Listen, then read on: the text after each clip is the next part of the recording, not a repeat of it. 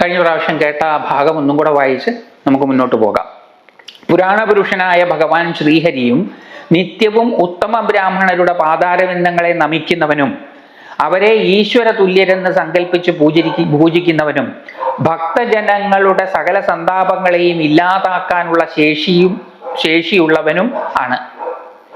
സമസ്ത ലോകത്തിൻ്റെയും പാപങ്ങളെ നീക്കി പരിശുദ്ധമാക്കുന്നതിന് പര്യാപ്തമായ യശസ് ഭഗവാൻ ഉണ്ടായിട്ടുള്ളതും മഹാത്മാക്കളിൽ വെച്ച് അഗ്രഗണ്യനായതും അവിടുത്തെ ഭക്താനുഗ്രഹ വ്യഗ്രത കൊണ്ട് തന്നെയാണ്. അവിടുന്ന് ഒഴികെ മറ്റെല്ലാവരും കേവലം ഒരു കടാക്ഷത്തിനായി സദാ കാക്ഷിക്കുന്ന സാക്ഷാൽ ശ്രീദേവി ഒരിക്കലും പിരിയാതെ തന്നിൽ തന്നെ വസിക്കുന്നതും ബ്രാഹ്മണ ഭക്തി കൊണ്ട് തന്നെ. നമ്മൾ ഇതിൻ്റെ കുറച്ചു ഭാഗം കഴിഞ്ഞ പ്രാവശ്യം കേട്ടു. അതായത് ഭഗവാൻ ഭക്തനെ ആരാധിക്കുകയാണ്.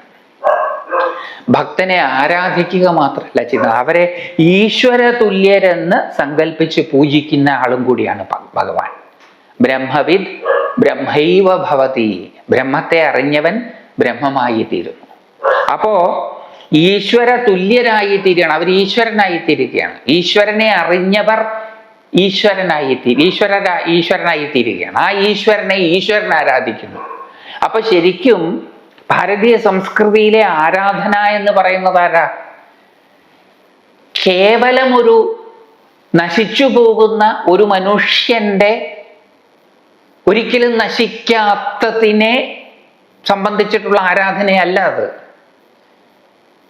ഈശ്വരൻ ആകുന്ന മനുഷ്യൻ ഈശ്വരനാകുന്ന ഈശ്വരനെ ആരാധിക്കുന്നു. ഇനി ഈ ആരാധന, അതിനെ യജ്ഞം, യാഗം എന്നൊക്കെ വിളിക്കുക, അതെന്താ? അത് ഈശ്വരനാണ്.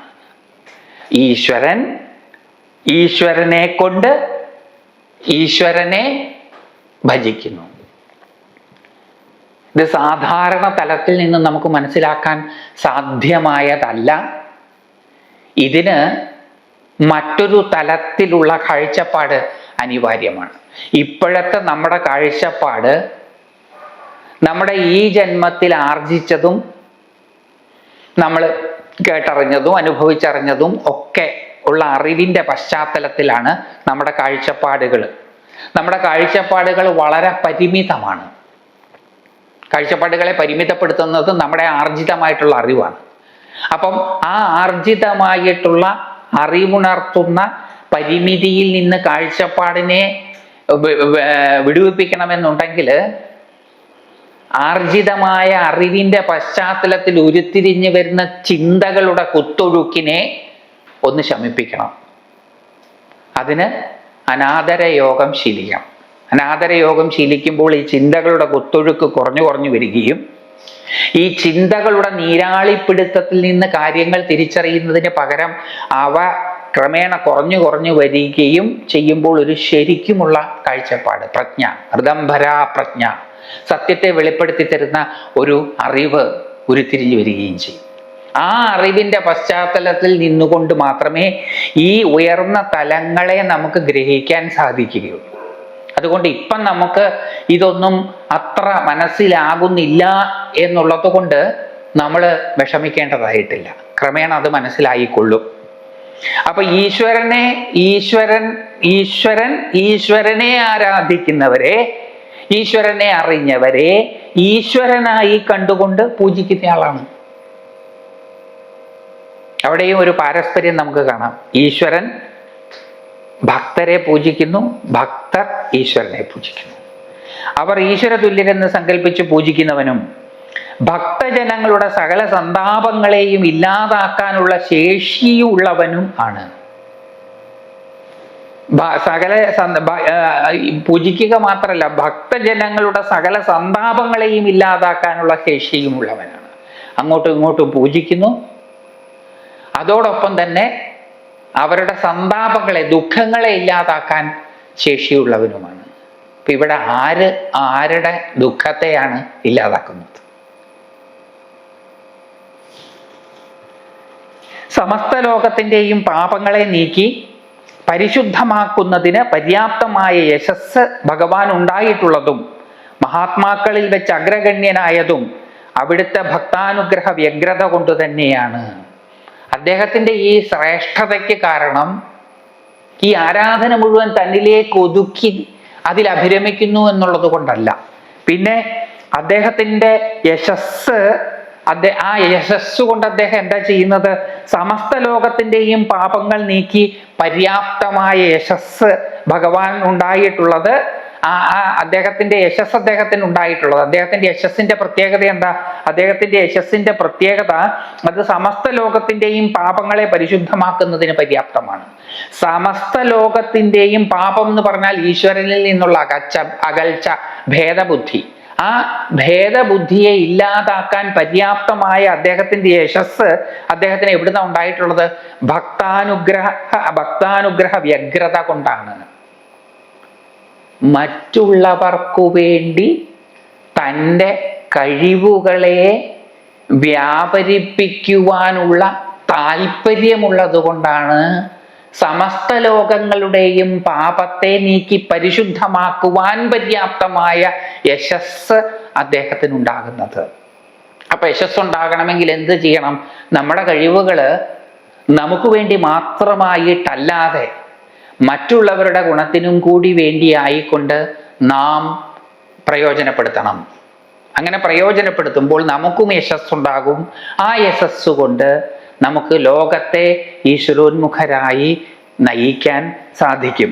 സമസ്ത ലോകത്തിൻ്റെയും പാപങ്ങളെ നീക്കി പരിശുദ്ധമാക്കുന്നതിന് പര്യാപ്തമായ യശസ് ഭഗവാൻ ഉണ്ടായിട്ടുള്ളതും മഹാത്മാക്കളിൽ വെച്ച് അഗ്രഗണ്യനായതും അദ്ദേഹത്തിന്റെ ശ്രേഷ്ഠത, ശ്രേഷ്ഠന്മാരിൽ വെച്ച് ശ്രേഷ്ഠനാണ് അദ്ദേഹം. എന്തുകൊണ്ടാ? അദ്ദേഹത്തിന്റെ ഭക്താനുഗ്രഹ വ്യഗ്രഹത കൊണ്ട്. അദ്ദേഹം എപ്പോഴും താല്പര്യപ്പെട്ടുകൊണ്ടിരിക്കുന്നത് അദ്ദേഹത്തിന്റെ ഭക്തരെ അനുഗ്രഹിക്കാനാണ്. തനിക്ക് എന്ത് കിട്ടുന്നു കിട്ടിയില്ല എന്നുള്ളതല്ല. തനിക്ക് കിട്ടാത്തതിൽ കോപിച്ച് തരാമെന്നു പറഞ്ഞവരുടെ ജീവിത കലക്കുന്നത് പിൽക്കാലത്തുരുത്തിരിഞ്ഞു വന്നിട്ടുള്ള ഒരു ദേവതാ സങ്കല്പമാണ്. അതൊരു പക്ഷേ സെമിറ്റിക് മതങ്ങളുമായിട്ട് ഭാരതീയ സംസ്കൃതി കൂടിച്ചേർന്നതിന് ശേഷം ഉരുത്തിരിഞ്ഞു വന്ന ഒരു സങ്കല്പമായിരിക്കാം അത്. അതായത് ഭഗവാന് നമ്മൾ എന്തെങ്കിലും ഒന്ന് കൊടുക്കാന്ന് പറഞ്ഞു, അങ്ങനെ അത് കിട്ടുമെന്ന് കാത്തിരുന്നു ഭഗവാൻ. അത് കിട്ടാതായപ്പോൾ കോപിഷ്ഠനായ ഭഗവാൻ നമ്മുടെ ജീവിതം കൊളമാക്കുന്നു. ഇവിടെ അങ്ങനെയല്ല പറയുന്നത്. ഇവിടെ പറയുന്നത് മഹാത്മാക്കളിൽ വെച്ച് അദ്ദേഹം അഗ്രഗണ്യനായത് അവിടുത്തെ ഭക്താനുഗ്രഹ വ്യഗ്രത കൊണ്ടു തന്നെയാണ്. അപ്പൊ അദ്ദേഹത്തിന്റെ വ്യഗ്രത, അദ്ദേഹത്തിന്റെ താല്പര്യം എന്താ? ഭക്തന്മാരെ തനിക്കെന്ത് തന്നു, തനിക്കെന്ത് തന്നില്ല എന്നുള്ളതല്ല. തനിക്ക് തരാമെന്ന് പറഞ്ഞത് തരാൻ മറന്നുപോയി എന്നുള്ളതിന് തരാമെന്ന് പറഞ്ഞയാളെ ഉപദ്രവിക്കുന്ന ഒരാളല്ല ഭഗവാൻ. അങ്ങനെ ഒരാള് മഹാത്മാവില്ല. ഇവിടെ ഭഗവാൻ മഹാത്മാക്കളിൽ മഹാത്മാനാണ്. അതെങ്ങനെയാ ഉണ്ടാകുന്നത്? ഭക്താനുഗ്രഹ വ്യഗ്രത കൊണ്ടുമാണ്. അവിടുന്ന് ഒഴികെ മറ്റെല്ലാവരും കേവലം ഒരു കടാക്ഷത്തിനായി സദാ കാക്ഷിക്കുന്ന സാക്ഷാൽ ശ്രീദേവി ലക്ഷ്മി ഭഗവതി. എല്ലാവരും ലക്ഷ്മി ഭഗവതിയുടെ കടാക്ഷത്തെ കാക്ഷിക്കുന്നു. മനുഷ്യരും ദേവന്മാരും എല്ലാം മൂല്യമുള്ളതിനെ സ്വായത്തമാക്കുന്നതിന് സദാ വെമ്പിക്കൊണ്ടിരിക്കുന്നവരാണ്. അപ്പൊ ലക്ഷ്മി ഭഗവതിയുടെ ഒരു കടാക്ഷം മതി എന്തും ലഭിക്കാൻ. അപ്പോ ഭഗവാനാകട്ടെ അതും വേണ്ട. ലക്ഷ്മി ദേവിയുടെ കടാക്ഷത്തിനു പോലും അദ്ദേഹം കാക്ഷിക്കുന്നില്ല. ഒന്നും അദ്ദേഹത്തിന് വേണ്ടതായിട്ടില്ല. കാരണം അദ്ദേഹം സദാ പൂർണ്ണനാണ്. അപ്പോൾ ഒന്നും വേണ്ട. അദ്ദേഹം ഒന്നിനും വേണ്ടിയിട്ടല്ല ഭക്താനുഗ്രഹ തൽപരൻ ആവുന്നത്. ഭക്തന്മാരുടെ ആരാധന പോലും അദ്ദേഹം കാക്ഷിക്കുന്നില്ല. അപ്പൊ ഒന്നും കാക്ഷിക്കാത്തവരെ ആണ് ശ്രീദേവി കാക്ഷിക്കുന്നത്. അവിടുന്നൊഴികെ മറ്റെല്ലാവരും കേവലം ഒരു കടാക്ഷത്തിനായി സദാ കാക്ഷിക്കുന്ന സാക്ഷാൽ ശ്രീദേവി ഒരിക്കലും പിരിയാതെ തന്നിൽ തന്നെ വസിക്കുന്നതും ബ്രാഹ്മണ ഭക്തി കൊണ്ട് തന്നെയാണ്. എന്തുകൊണ്ടാണ് അദ്ദേഹം ബ്രാഹ്മണ ഭക്തി എന്ന് പറഞ്ഞാൽ ഈശ്വരോന്മുഖരായി ചരിക്കുന്നവരോടുള്ള ഭക്തി താല്പര്യം. അദ്ദേഹം സദാ വ്യഗ്രതയാണ്. തനിക്ക് എന്തെങ്കിലും കിട്ടുമോ, തനിക്ക് എന്തെങ്കിലും അവർ തരുമോ എന്നുള്ളതല്ല, തനിക്ക് അവർക്ക് കൊടുക്കാൻ എന്താണുള്ളത്, അവരെ എങ്ങനെയാണ് തനിക്ക് സഹായിക്കാൻ സാധിക്കുന്നത്. സെൽഫ് സെൻറ്റേർഡ് അല്ലാതെയാണ് അദ്ദേഹം പ്രവർത്തിക്കുന്നത്. ആ പ്രവൃത്തി കൊണ്ടാണ് അദ്ദേഹത്തിൽ സദാ എല്ലാവരാലും കാക്ഷിക്കപ്പെടുന്ന ലക്ഷ്മി ദേവി വസിക്കുന്നത്. പൃഥു മഹാരാജാവ് പിന്നെയും തുടരുകയാണ്. സ്വയം പ്രകാശപരിപൂർണനും സകല പ്രാണികളുടെയും ഹൃദയത്തിൽ അന്തര്യാമിയായി പ്രകാശിച്ചു കൊണ്ടിരിക്കുന്നവനും സർവശക്തനുമായ ഭഗവാൻ വിപ്രന്മാരിൽ ഏറ്റവും പ്രിയമുള്ളവനാകുന്നു. അവിടുന്ന് ബ്രാഹ്മണരെ സേവിക്കുന്നവരിൽ സദാ പ്രസന്നനും അവരുടെ അഭിലാഷങ്ങളെ സാധിപ്പിച്ചു കൊടുക്കുന്നവനുമാണ്. ഭഗവത് ഭക്തന്മാരും ഭഗവാനെ പ്രസാദിപ്പിക്കുവാനായി വിവിധ കർമ്മങ്ങൾ ചെയ്യാൻ തയ്യാറെടുത്തിരിക്കുന്നവരുമായ എൻ്റെ പ്രജകൾ സാക്ഷാൽ ഭഗവാൻ തന്നെ ഭജിച്ചു കൊണ്ടിരിക്കുന്ന ഉത്തമ ബ്രാഹ്മണരെ ഭജിച്ചാലും. ഈ ബ്രാഹ്മണൻ എന്നൊക്കെ കേൾക്കുമ്പോൾ അത് ഒരു വിഭാഗം ആൾക്കാരാണെന്ന് ധരിച്ചാൽ നമുക്ക് വ്യാസഭഗവാൻ പറയുന്ന പൊരുള് പിടികിട്ടുകയില്ല. ഇവിടെ വർണ്ണമോ ജാതിയോ ഒന്നുമല്ല ഉദ്ദേശിക്കുന്നത്. ബ്രഹ്മത്തെ അറിയുവാൻ, പരമമായതിനെ അറിയുവാൻ താല്പര്യമുള്ളവർ, അവരെ വിളിക്കുന്ന പേരാണ്. ബ്രഹ്മത്തെ അറിഞ്ഞവർ ബ്രാഹ്മണർ, ബ്രഹ്മത്തെ അറിയാൻ വേണ്ടി ശ്രമിച്ചുകൊണ്ടിരിക്കുന്നവർ ഭക്തന്മാർ. അപ്പൊ ഇവിടെ പൃഥു മഹാരാജാവ് പറയുകയാണ്, സ്വയം പ്രകാശ പരിപൂർണനും സകല പ്രാണികളുടെയും ഹൃദയത്തിൽ അന്തര്യാമിയായി പ്രകാശിച്ചു കൊണ്ടിരിക്കുന്നവനും സർവശക്തനുമായ ഭഗവാൻ വിപ്രന്മാരിൽ ഏറ്റവും പ്രിയമുള്ളവനാകുന്നു. ഭഗവാന്റെ ലക്ഷണം എന്താ? സ്വയം പ്രകാശ പരിപൂർണനാണ്. അദ്ദേഹത്തിന് അപൂർണത എന്ന് പറയുന്നതില്ല. അദ്ദേഹം പ്രകാശത്താൽ എല്ലാത്തിനെയും വെളിപ്പെടുത്തുന്നതാണ് പ്രകാശം. പ്രകാശത്തെ തന്നെ വെളിപ്പെടുത്തുന്നതാണ് പ്രകാശം. പ്രകാശത്തിന്റെ ഒരു പ്രത്യേകത അതാണ്. പ്രകാശമടക്കമുള്ള എല്ലാത്തിനെയും വെളിപ്പെടുത്തും. അങ്ങനെ സ്വയം പ്രകാശ പരിപൂർണനും സകല പ്രാണികളുടെയും ഹൃദയത്തിൽ അന്തര്യാമിയായി പ്രകാശിച്ചു കൊണ്ടിരിക്കുന്നവനും, എല്ലാ പ്രാണികളുടെയും പ്രാണനുള്ളതിൻ്റെ എല്ലാം ഉള്ളിൽ അന്തര്യാമിയായി പ്രകാശിച്ചു കൊണ്ടിരിക്കുന്നത് ഈ ഭഗവാനാണ്. ആ നമ്മുടെ ഓരോരുത്തരുടെയും ഉള്ളിൽ ഈ അന്തര്യാമിയായ ഭഗവാൻ പ്രകാശിച്ചു കൊണ്ടിരിക്കുന്നുണ്ട്. പ്രകാശത്തിന്റെ ഗുണം, സ്വഭാവം നമ്മൾ നേരത്തെ കേട്ടു. പ്രകാശം മറ്റുള്ളതിനെ വെളിപ്പെടുത്തുക മാത്രമല്ല ചെയ്യുന്നത്, സ്വയം വെളിപ്പെടുത്തുകയും കൂടി ചെയ്യുകയാണ്. അപ്പൊ സെൽഫ് അവയർനെസ്സോടുകൂടി ഇരിക്കുന്ന ആ മഹാ അവയർനെസ് നമ്മുടെ ഓരോരുത്തരുടെയും ഉള്ളിലുണ്ട്. അതെന്തുകൊണ്ടാണ് നമുക്ക് തിരിച്ചറിയാൻ പറ്റാതെ പോകുന്നത്? ചിന്താബാഹുല്യം കൊണ്ട്.